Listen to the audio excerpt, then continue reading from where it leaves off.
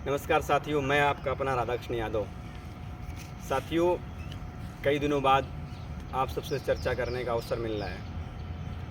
कुछ ज्वलंत मुद्दों पर मैं आप सबके बीच पुनः आया हूँ और यहाँ कह सकते हैं कि चुनाव के बाद काफ़ी अंतराल बाद आप सबसे रूबरू होने की कोशिश कर रहा हूँ। देश में इस समय शिक्षा पर जो हमला हो रहा है, शिक्षा का जो बाजारीकरण किया जा रहा है, उसके खिलाफ किस प्रकार युवा सड़कों पर हैं, उन सभी मुद्दों को लेकर के मैं आप सबसे कुछ तथ्यात्मक बात करना चाहता हूँ। सर्वप्रथम मैं एक रिसर्च स्कॉलर होने के साथ साथ में ही मैं एक सामाजिक और एक राजनीतिक जागरूक कार्यकर्ता भी हूँ। दोस्तों, आप देख रहे हैं देश की जानी मानी एजेंसी एनटीए, जो नेशनल टेस्टिंग एजेंसी है, जो एक स्वायत्त संस्था है, वो संस्था जो सभी एग्ज़ाम कराने के लिए बनाई गई स्वायत्त संस्था, आज वही संस्था कटघरे पर खड़ी है। देश किन हालातों पर गुजर रहा है आप समझिए कि देश की सबसे बड़ी परीक्षा, मेडिकल की परीक्षा नीट जैसी परीक्षा को लीक किया जाता है और उसमें 163 समथिंग बच्चे 1563 बच्चे को ग्रेस मार्क्स दिया जाता है और कहा जाता है कि इनको हमने ग्रेस मार्क्स दे करके इनको पास किया है। साथियों, ग्रेस मार्क्स 720 में 720 मतलब पूर्णांक 720 का है और उसमें प्राप्तांक भी 720 लाए जा रहे हैं। आप समझ सकते हैं किस हालात पर देश जा रहा है इन्हीं सब मुद्दों को लेकर के। दूसरी बात, अभी आपने हाल ही में देखा कि एनटीए जो नेट की परीक्षा भी कराती है, नेट मतलब कि नेशनल एलिजिबिलिटी टेस्ट, वही टेस्ट जो प्रोफेसर बनने के लिए पात्रता रखती है। मैं उन सभी मुद्दों के लेकर के आप सबके समक्ष कुछ मेरे दोस्त, कुछ मेरे साथी हैं, उनको मैं आमंत्रित करना चाहता हूं। हमारे बीच हर्षित राजौरिया हैं, उनसे मैं आपको मिलाना चाहता हूं। वो इस समय रिसर्च स्कॉलर हैं, एजुकेशन डिपार्टमेंट से हैं। वो बताएंगे कि क्या इनमें समस्या है और क्यों। सर्वप्रथम मैं आपका स्वागत करता हूं। धन्यवाद, बहुत बहुत धन्यवाद आपका राधाकृष्णन जी। आपके साथ मिलकर मुझे बड़ा ही गौरव हो रहा है और जैसा कि आप ज्वलंत मुद्दे पर चर्चा करने के लिए आज हम बैठे हैं, तो वाकई ये एक चिंतनीय विषय है इस समय शिक्षा व्यवस्था का। जैसा कि मैं शिक्षा से ही स्कॉलर हूँ, रिसर्च स्कॉलर हूँ, तो मैं कहना चाहता हूँ कि जो एनईपी आई उसका जो आज ध्रुवीकरण किया जा रहा है, जिस प्रकार से तत्कालिक सरकार उसको लेकर के बिल्कुल निश्चिंत हो गई है कि उस पर क्या चल रहा है क्या नहीं चल रहा। नीट जैसी बड़ी परीक्षाओं को आउट करा दिया जाता है या बच्चों को ऐसे ग्रेस मार्क दे दिए जाते हैं, इस प्रकार की जो बातें चल रही हैं। आज एनटीए इस कगार पे खड़ी है कि हमें एनटीए जैसी संस्था पर भरोसा नहीं कर सकता। हर स्टूडेंट का भरोसा उठ गया है। आप एक शोध छात्र हो, शोधार्थी होने के नाते आपने अभी हाल ही में, मुझे लगता है कि नेट की परीक्षा दी होगी, वही नेट की परीक्षा जो आप कल को प्रोफेसर बनोगे। तो आपको क्या लगता है कि नेट जैसी परीक्षा जो कि सिर्फ एग्ज़ाम मतलब पात्रता रखती है प्रोफेसर बनने के लिए, वो परीक्षा लीक हुई है, तो क्या सरकार इसमें बैकफुट में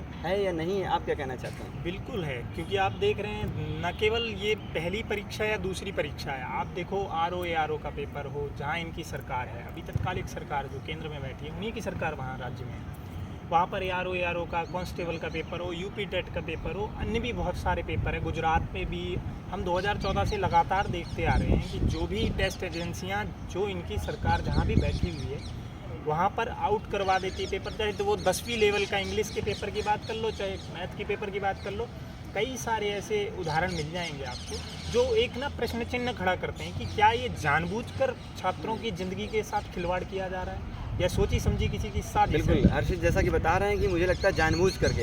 हर्षित जी से मैं जानना चाहूँगा, हर्षित, क्या इस सरकार फेलोशिप नहीं देना चाहती इसलिए पेपर लीक कराने की योजना बना रही है? बिल्कुल है, क्योंकि अधिक से अधिक ऐसा हो सकता है, क्योंकि अधिक से अधिक छात्र यदि एक जैसे अंक अपनी मानसिकता से ले आएंगे तो इन्हें अधिक स्कॉलरशिप बांटनी पड़ेगी।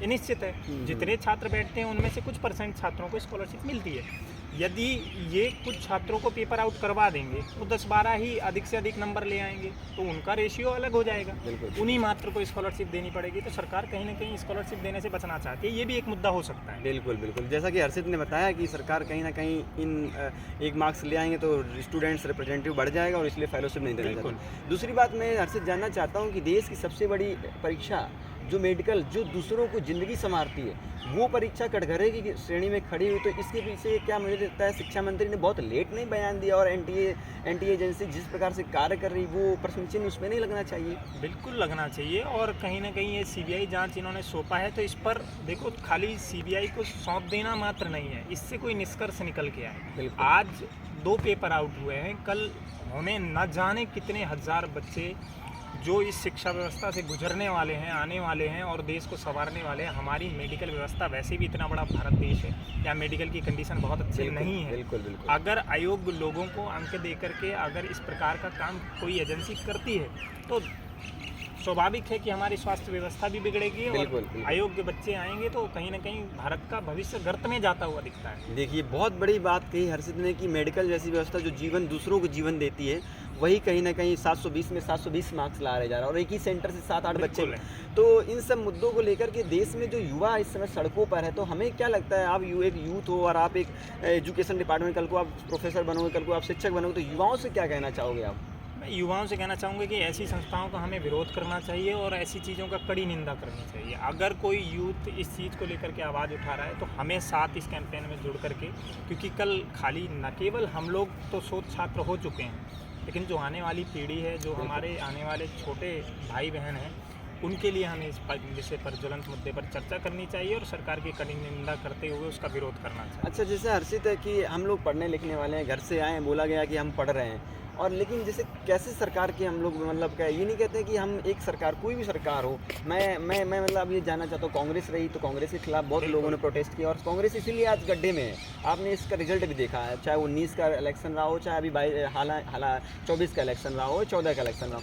लेकिन मैं ये जानना चाहता हूँ कि किस प्रकार से आप यहाँ पर हो, आपके पास इतने संसाधन नहीं है, गाँव का छात्र जैसे गाँव में बैठा हुआ है, उसके पास इतने संसाधन नहीं कि दिल्ली आकर प्रोटेस्ट कर सके, वो कैसे क्रिएटिविटी के माध्यम से इस अपना विरोध दर्ज कर सकता है? देखो, जैसा कि आज सभी के हाथ में हम देखते हैं स्मार्टफोन, तो स्मार्टफोन एक ऐसी व्यवस्था है जिससे शिक्षा मंत्रालय को हम कहीं ना कहीं टैग कर सकते हैं, ट्वीट के माध्यम से कर सकते हैं, मेल के माध्यम से कर सकते हैं, या फिर एनटीए को मेल कर सकते हैं, तथाकथित पीएमओ को टैग कर सकते हैं, और इस प्रकार से कई सारे प्लेटफॉर्म हैं अपने अपने जरिए से। छोटे से छोटे आजकल सभी सोशल मीडिया पे एक्टिव हैं। कुछ नहीं कर सकते हैं, कम से कम 2 शब्द लिख सकते हैं, अगर किसी ने लिखे हैं तो उसके नीचे कमेंट कर सकते हैं, उसको शेयर कर सकते हैं, जिससे अधिक से अधिक लोग जागरूक हों, और जो ये भ्रष्ट व्यवस्था बनती जा रही है, इसके प्रति एक कड़े से कड़ा कदम उठाए सरकार भी, और सुप्रीम कोर्ट और न्यायालय जरूर इस पर विशेष ध्यान दें। जैसा कि अभी हर्षित ने बहुत अच्छी बातें कही, मुझे लगता है हर्षित ये पहली परीक्षा नहीं है। आपने हालांकि अभी यूपी में देखिए, आपने पुलिस का पेपर लीक हुआ जिसमें 60 लाख बच्चे पेपर में बैठे हुए थे, और आप ये सोच लिए कि एक युवा इतनी दूर पेपर देने जाता है, और सब फॉर्म भरने से लेकर के और परीक्षा देने तक का कितना संघर्ष होता है। आप मुझे लगता है गाँव से ही होंगे, और गाँव की क्या समस्याएँ हैं आप थोड़ा बताइए हमारे दर्शकों को। गाँव में देखो, शिक्षा से इसीलिए लोग हट जाते हैं, क्यों? क्योंकि उनको ज़्यादा से ज़्यादा जैसे फॉर्म भरा, आप 11 लाख बच्चों का आपने भविष्य दांव पर लगा दिया कि वो दोबारा देने आएंगे। कुछ बच्चे इतने असमर्थ हैं कि उनके माता पिता कृषि कार्य करते हैं, और कृषि से जैसा कि हम देख रहे हैं, 4-5 साल से, मैं खुद कृषि कार्य मेरे पिताजी करते हैं, तो 4-5-6 साल से हमारी खेती में कुछ हो नहीं रहा है, तो घर चलाना मुश्किल है। ऐसे दौर में अगर पेपर में 1500-2000 एक टेस्ट एजेंसी को हम देते हैं, उसके बाद उस पर भरोसा करते हैं, और फिर से दोबारा पेपर देने जाना, किसी दूसरे शहर में जाके रुकना, ये सारी व्यवस्थाएं गड़बड़ा जाती है, और कहीं ना कहीं वो बच्चा फिर से पीछे हट जाता है, और एक साल ही नहीं, अभी तो 2-3 साल पीछे चला जाता है एक परीक्षा। और शायद हर्षित इसीलिए हम हायर एजुकेशन में हमारा रेशियो भी कम है, जो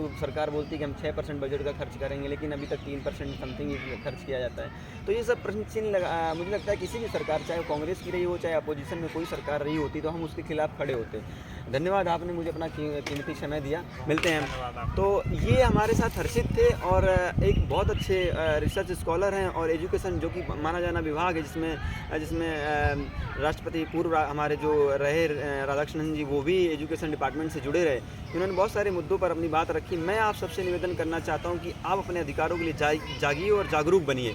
आप पढ़ेंगे लिखेंगे तभी आवाज़ उठा पाएंगे। नीट जैसी परीक्षाओं को जो बच्चा कोटा में जाकर तैयारी करता, जो बच्ची घर से निकल के कोटा में तैयारी, तो महिलाओं को वैसे भी नहीं पढ़ने दिया जाता है, लेकिन फिर भी जाकर के वो कोटा में तैयारी करती है, और वहाँ से जब पेपर देने जाती है, दिन भर पता चलता है कि पेपर लीक, और टेलीग्राम में पेपर आ रहा है। यही नेट में हुआ, आपने देखा बहुत सारे बच्चे गर्मियों में पेपर देने के लिए घर से निकले, उसके बाद कितनी परेशानी झेली।